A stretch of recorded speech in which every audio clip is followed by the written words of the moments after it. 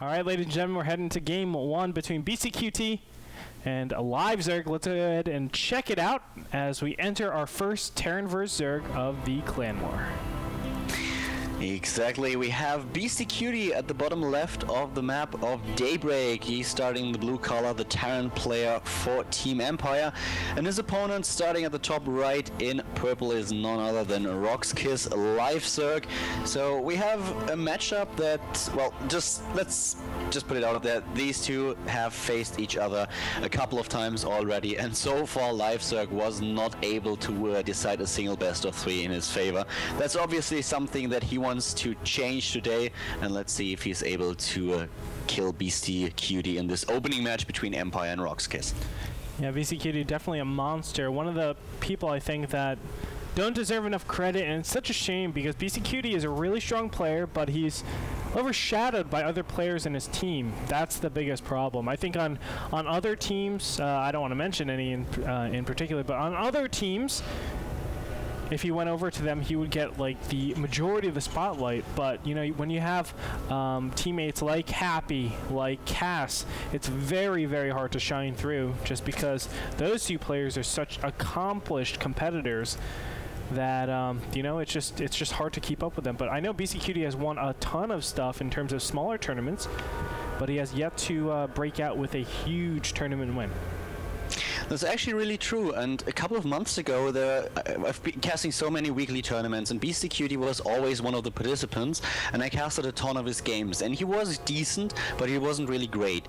And then a few months ago I started to cast some tournaments, and I followed the results of some of them, and I just realized that BCQT ended up in every single final. And I watched a couple of his games, and I was just baffled. I thought, like, when did this guy become that good? And he is really a great Terran player. He's also doing a live stream, a first-person stream, and he's playing really good. He defeated a lot of top-tier players, and now he's up against Live Zerg, a player that he defeated a couple of times already, and we have a game on Daybreak. So I think that BCQT will definitely show us his skill. Live Zerg, on the other hand, if he wants to kind of break this tough luck that he had against BCQT in the past, then he needs to step it up a bit and try to defeat him in this best-of-1 match. Daybreak is a pretty big map, so we do have, looks like Live Zerg not going any gas, not opting to get that metabolic boost. We'll probably see him drone up quite a bit before he throws down any gas. In the opposite corner, we have BCQT just going for a Reactor Hellion. Looks like a Reactor Hellion expand, so he will go the macro route. That's definitely one of the normal standard routes to actually take this particular map. We'll see. The Zerg vs Terran matchup has kind of changed recently. It used to be just Mutas, and you would see that alone, but Zergling, Baneling, Roach, Infestor, that has you know, risen in popularity, and we'll see if Live Zerg actually chooses that, because we have normally seen him choose that. He loves to go Zergling Roach into Infestors immediately, and then just transition into Broodlords. And we just had something in the early game. You're completely right, by the way, about the transitioning to the Broodlords. That's something that I really like on this map, because it's so much easier for you to control the middle of the map and to kind of put pressure onto the base in the middle, top, and at the bottom if you don't take them on your own. But the thing that I want to mention is that the Overlord positioning of Rox.Kis Live Zerg is a little bit weird, because we have the Overlord just hovering right where the entrance towards the expansion is. And this is something that we've seen when Daybreak first was introduced into the map pool, and most Terran players nowadays just make sure that they hover with the barracks there in order to get vision onto the high ground and use a marine on each side to take down the Overlord. BCQT doesn't do it, and I think that's a little bit of a misstep. Probably doesn't expect Live Zerg to use the Overlord in this position, because most Zerg players nowadays just played safe and used the Overlord scouting to the left and right side of the map, just to make sure that the Overlord is not taken out, because if that happens in the early game and you get supply block, you lose the 100 minerals and the lava, that is a really big upset in the first minutes. For now, it looks like there is just a Masked Queen style. We have seen Livezerg go for that macro hatchery. On top of that, he put down 2 gases. I do foresee him putting down an additional 2 gases pretty soon because he has kind of commit pretty hard to minerals, and then he wants to catch up with that gas count. So he'll probably put 2 of them down pretty soon, but you never know. He could be doing another type of style. Let's go ahead and look at the income. 41 harvesters, 26. Quite an advantage right now for Livezerg in that harvester count. You can see the minerals per minute are definitely showing through. Even with the mules, Zerg is able to mine a little bit ahead, and now the question is, what does he actually do with it? And this is what I like. He's just keeping on Zergling. He's going to get that metabolic boost. There it is. The metabolic boost has started, and he's probably going to put down double upgrades and then expand again. That's what I would love to see. The thing that I really like about Livezerg's play now is that we have so many queens for him in order to defend.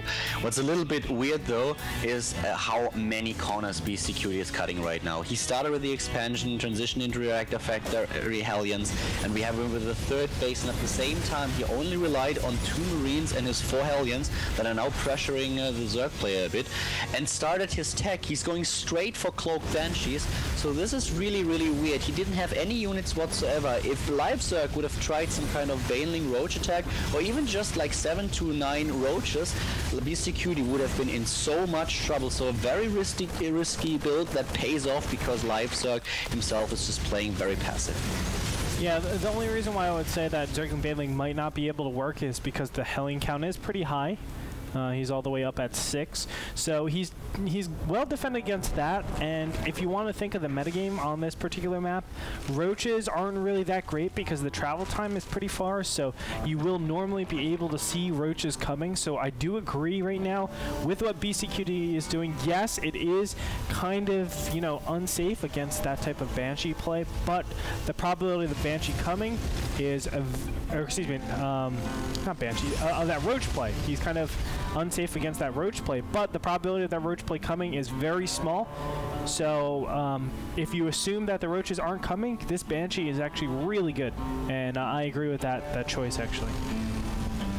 And well, I think it's also a little bit different of what you're used. Those two are both European players. On the Korean server, we have a lot more aggressive Zerg players that go for the Baneling and Roaches, but I haven't seen it so much on Europe yet. You're right about it. So that is basically a question of style, and with the Banshee has something to throw against it as well. But he's transitioning now into the Infestor play, so the Zerg player that is. So we don't see the Spire out of him just yet. I guess that we'll later have a Spire for him in order to get the Broodlords that you've been talking about. Even though we've seen Ultralisks on Daybreak as well, but now we have the Infestation Pit, and the Banshee has been able to shut down the hatch at the right side of the map, the 3rd base that is. So this is definitely something that works in the favor of BCQD. But here are the Zerglings. The Queen dies, and this nice surround on the Hellions. He's actually able to save the hatchery. I'm surprised. I wouldn't have expected him to be able to save it. Yeah, clearing out those Hellions are pretty instrumental at taking your 3rd, and not only that, just securing yourself on the map. Now we can actually go and threaten a couple of, you know, big all-ins, whatever it might be. This 3rd is actually really, really unsafe to keep, but BCQD isn't being punished for it with units on the map. So you can see the Marines and Siege Tanks have been nicely placed. But, you know, little does he know. Let's go ahead and look at the units. Have 30 Zerglings. I'm sure if he did a round of Zerglings and actually tried to break this, he'd be very successful. You can see that +1 is being upgraded. Stim and Comet Shield's just starting. So this is definitely a period where BCQD can be punished.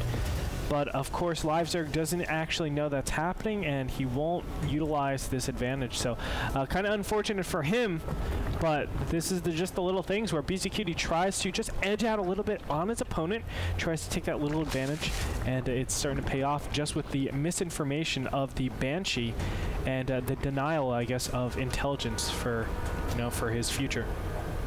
Yeah. The Overlord, by the way, got taken out now that the Banshee granted some vision onto the high ground, so the Overlord is dead, so no more scouting information for Livezerg. And we have a sensor tower, which I like quite a lot for BCQD, while Livezerg is taking to Hive and adding the Infestors. And still very, very passive. He's just trying to spread his creep a little bit and stabilize on his bases, get his tech going. And BCQD, as you mentioned, he is getting every tech possible, and he was in a very vulnerable position, but as time goes goes by, BCQD comes out ahead very, very strong with a nice army, a very good economy. Is already at 69 harvesters against 71, and that does not include his mules yet. So a very nice position for BCQ to actually be in. Yeah, he's doing very well right now, and because he's been able to stabilize, I mean, his economy is just going to be flowing. You're going to see him just push up in that supply so fast with the power of the triple orbital command centers. He has played a little bit unsafe and abusive, but it's paid off very nicely with his orbital command center being here. Now that he has his upgrades, he's stabilized, he's just trying to do a little bit of harass here and there. In the bottom right-hand corner, that drop gets cleaned up very easily. The question is, will he be ready for the incoming composition that is pretty fast? I mean, this is a very, very fast tech from our Zerg opponent over here. You can see 2 Spires in the making right now, and that's going to be surely for the double upgrades. It is kind of off, though. You can see the Hive is finished, and the Spires aren't even, you know, they didn't even start. So a little bit of time lost there with getting those Broodlords, but still, Live Zerg is going to have very fast Broodlords, and we'll see if he can get anything done with that.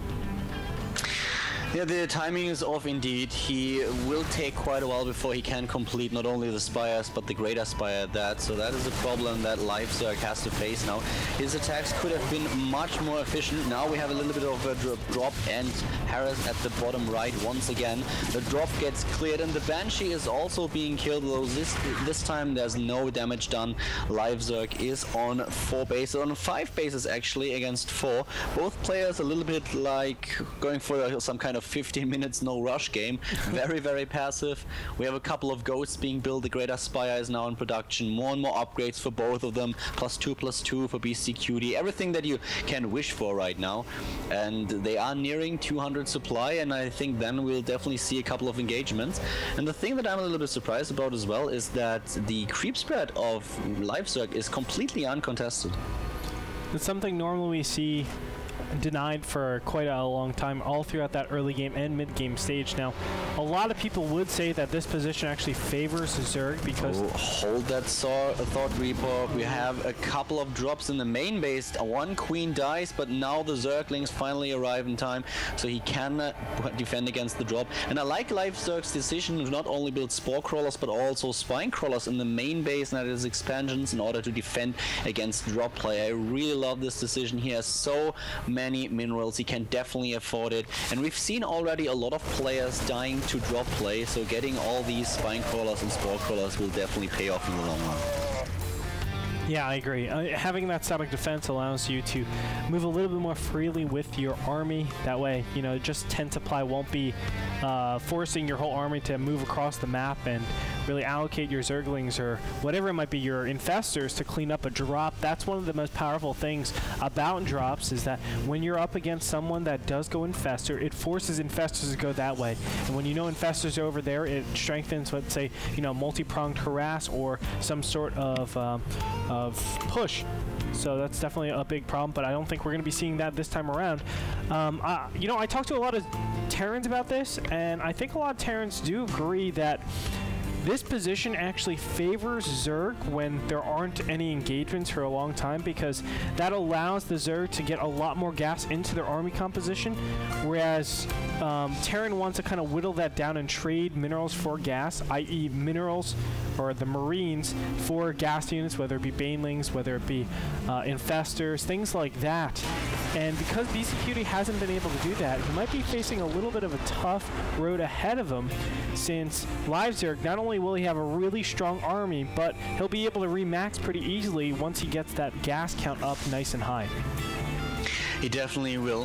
BCQD, on the other hand, is already getting +3/+3 upgrades, and we have him with nukes. He has a lot of ghosts already in his army composition. There are 13 of them, and we see nukes being built for him as well. So this is going to be quite interesting. Nukes and snipes will be the weapon of choice for BCQD for quite a while. Both of these players are now maxed out. We have both of them at 200 supply. 3 ghosts get caught at the bottom of the map. There are 2 overseers already, and 2 of the ghosts die without a problem at all. The third is still alive. Wow. But is there a Spore Crawler? No, there isn't, but there is an Overseer just checking out, seeing what's going on, so he is fine for now, it looks like all these players are just staking out. LiveZerg is starting to aggress into the center of the map, trying to take that one position. Looks like that ghost in the bottom right-hand position was cleaned up after it realized I'm going directly over an Overseer. No bueno. Oh, no, it's a ghost over here. That's taking out some creature tumors and a spine crawler. And down they'll go. Yep, there they go. That's definitely one way how you can get rid of creep. We have another base being built now for BCQD, scanning ahead once again, because so far LiveZerg has done a really good job at borrowing Zerglings at every possible expansion for BCQD. More and more upgrades are being researched for the Rox.Kis player. We have not only +3 armor and attack, but also Adrenal Glance and double upgrades on the Spire, +2 attack and +2 armor. So really upgrade heavy play by Rox.Kis LiveZerg. And even though he builds a ton of spine crawlers, he still has 3,000 minerals and 2,000 gas. This is a huge amount of resources that he banked up. He will be able to remax his army immediately if his forces are taken out by BCQD. And there we go. This is one of the main reasons why Zerg is so good at this this kind of wait and see type of style that they're doing. He's actually at 214 out of 200. You saw all the spore crawlers cancel out. When you make buildings, obviously the drones just morph and you get an extra Spire. So freeze some supply, and then you're able to make units, cancel them, and you still retain your economy. But for now, I mean, here are the main goals for both of these players. Look at the production depth. Holy crap. The upgrades for the Terran. I haven't seen this in ages. Those are all the Raven upgrades, if you guys aren't familiar with actually seeing that. Oh, God! The ghost. Oh, the nuke was so far away. They're so close to actually completing. Right now, what Terran wants to do is actually start trading out their SCVs for command centers. I know that sounds crazy, but you want to get orbital command centers up, and then you're in a good position. Here we go. Another nuke is going down here, but he's just giving away a lot of gas here. Another nuke goes down in the top middle position. Oh, God, those Broodlords. That could be a disaster, but he'll be able to clean that up. And everything's all safe and sound. So, obviously, as I was saying, the Terran wants to trade out SCVs for orbital command centers and start being reliant without SCVs. It frees up supply, allows you to actually get more units. The Zerg, they actually want to be thinking about denying these expansions. If Terran can hold this 12 o'clock expansion, then he's actually behind. So we're going to see most likely some sort of trades. Oh, he's going for Overlord drops. Very interesting. Might just drop directly on the Planetary Fortress, but I'm not sure just yet. We'll go ahead and find out in a little bit and see what he's up to. We have tons of Ravens being added for BCQD right now, and he will be able to use his Seeker missiles and another nuke at the bottom now. He might just be able to get this one through. The Overseer's in position now. It might be a little bit too late. No, actually the Ghost dies at the top. We are finally in attack with all the Broodlords. Broodlords are going in for the kill, trying to take down the Planetary, and more nukes are being built, and tons of Ravens. He is going for like 8 Ravens now. He has all the upgrades that he needs. This is going to be really annoying for LiveZerg. Against Ravens and Seeker missiles, it's going to be a tough battle. Oh, God, these Broodlords need to be so careful. A nuke is going down in the middle of this Zerg army, but it does get canceled. It looks like the Balins are going to go directly on top of all these ghosts, and oh my God, there it all goes down. So just like that, the units tab is showing 0 ghosts out in the field, and let me tell you, if you're just at Vikings and Ravens, we've seen Ravens clear up quite a bit sometimes, but if you're just Vikings at this point against these Broodlords, it's not a good position. Hunter-Seeker Missile is going to blow up a ton of Zerg units. And I think LiveZerg might have to back from here, but he is reproducing a lot of units. 10 Corruptors, 3 Broodlords, 8 Infestors in queue. This one Planetary Fortress is under attack. And look at the supplies right now, 200 to 125. This is such a great position for LiveZerg.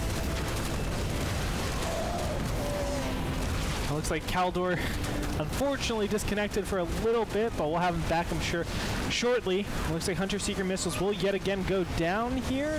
No. Oh, God, everything got fungal growth. A nuke is going down, and he might nuke his own Ravens. That'll be terrible, but the nuke will continue. Hey, Khaldor. Uh-oh. Yeah, oh, no. Oh, no! And he hits the nuke. I was just about to comment on how great those Baneling drops earlier were, because they killed like 100 supply in all the ghosts, and now we have the same thing just in form of a nuke. Really well played by BCQD, and that's evening the scores once again in this match. This is just an epic first game in Rox.Kis against Empire's Clan War. For some reason, Khaldor, whenever we cast games together, there's always the most amazing nukes that go down, that kill a ton of units, and are so clutch for the Terran. So obviously BCQD able to get out of that. Now, BCQD doesn't actually have to aggress onto his opponent. He can just concentrate on this 12 o'clock expansion and the 6 o'clock. That's all he has to say. It might be a little bit tough, but you can see the resources lost tap. They are fairly even. Now, as Terran go on, they should be a little bit more efficient. I mean, last time the Ghosts obviously died very fast. That was something that shouldn't normally happen. You should next time try to snipe the Overlords before the Broodlords in that position. Spread out his Ghosts as well. But, you know, all he has to do is concentrate on... Oh, where the heck is that Ghost? Oh, it's at the top. Trying to nuke the position at the top right now. And there goes down 2 infested Terrans. Nope. He cancels the nuke to infested Terrans, and he would have probably blown his own Ghost up. But look at the production depth. 6 additional Ravens have been built just a second ago. This match is getting kind of insane. There will be Seeker missiles everywhere, but so far I have to say that LiveZerg, with all the minerals and the gas that he has banked up and the mining that he has going on, is in a very nice position. I'm actually a little bit surprised that we don't see nukes at the bottom in the middle of the map, because you can nuke this expansion from the safety of your own main base. This is a little bit odd.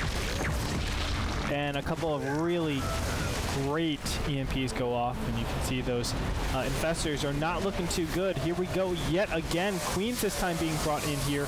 The Baneling's going to roll in and kill a lot of the Marines, but not going to get the Ghost this time around. And this is what I'm talking about. The Zerg actually lose a lot out of these engagements. You can see the Broodlords are so much money, and Terran really isn't losing that much, so it's becoming more and more of a problem at this point. He doesn't have the fungals. That is exactly the problem. You mentioned the EMP earlier. It hit nearly all of the infestors, and without the fungals, it is so hard to deal with this composition. Just imagine a bunch of fungals going down into all those Marines, Vikings, and the Ravens. Those help him so much, but he is maxed out again. This time he doesn't have the resources though, and I'm still waiting for BCQD to finally start nuking the position in the middle at the bottom from the safety of his main base. This would help him so much. He would be able to just deny his opponent a lot of income, but we have a switch to Broodlords, to Ultralisks right now. 10 of them are being built, and I'm not 100% sure if that's the best decision, but well, there's still 9 Ghosts left, and he's adding Ravens. The Seeker missiles won't be as effective as against the Broodlords, but still, Ultralisks on Daybreak are just, I don't know, I always have a weird feeling whether I see too many Ultralisks there. The Ultras are taking advantage of the Raven count being so high, so I mean, the Ravens need a lot of Hunter-Seeker missiles to actually remove those Ultras from the field. Here we go. The Hunter-Seeker missiles are going to be applied. Where, though? I have no clue where they actually went, but this is what the Ultras are so good at doing. Breaking up great position. LiveZerg all of a sudden is seeing the light, man. This guy is looking so good, taking advantage of the high Ghost Viking Raven count. That actually hard counters Broodlord so much, but when you're not going a lot of siege tanks, when you're going all those units, you get punished with this tech switch, and it's looking so good. Yeah, he couldn't snipe enough. He tried to snipe a couple of these Ultralisks, but I actually didn't realize that the energy of most of the Ghosts was really, really low, and without the Marauders in his army composition, he was not able to take down the Ultralisks. So right now, we have LiveZerg cleaning up one base after another, just making sure that everything dies to the Ultralisks, and he already has a lot of minerals again, so he can still switch his tech once more if need be, but I think this might be curtains for BCQD. It looks like LiveZerg is finally able to win a match against the Terran player from Team Empire. Yeah, and obviously 81 to fight 178. Now, there is a really good job done by BCQD at trying to remove as many of these Overlords. He's been in the red permanently, it feels like, but he just does not have a way to deal with all these Ultralisks and these Zerglings. There's an over here. engagement, sorry to interrupt you, there's an engagement on the right side of the map where we have finally those, well, most of the Ravens in a position trying to take down the tech of his opponent. He already lost a few of them, but as you can see, it's just not enough. Even if he's able to take down the Greater Spire and the Spire itself, it won't help him at all, because his main base is just being assailed by Rox.Kis Live Zerg. Yeah, and the Infested Terrans are going to clean up a lot of these Vikings. It looks like the Vikings aren't even going to be lifted off here. Greater Spire gets remade. And, you know, Live Zerg is in a commanding lead right now, taking that 12 o'clock position, denying the top left-hand base. And he no longer, I don't think he has the more cost-efficient army. No, he's lost 6,000 resources more than his opponent. So I think overall, I think it's just, it was too much of an investment in the anti-Broodlords and not enough, like, all-around composition that actually screwed him over this time around.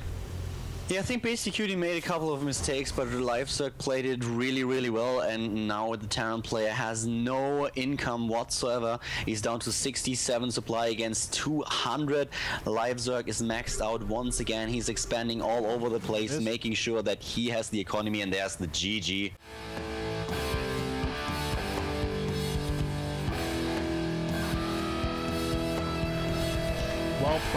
Well played by both those players, but particularly by Live Zerg.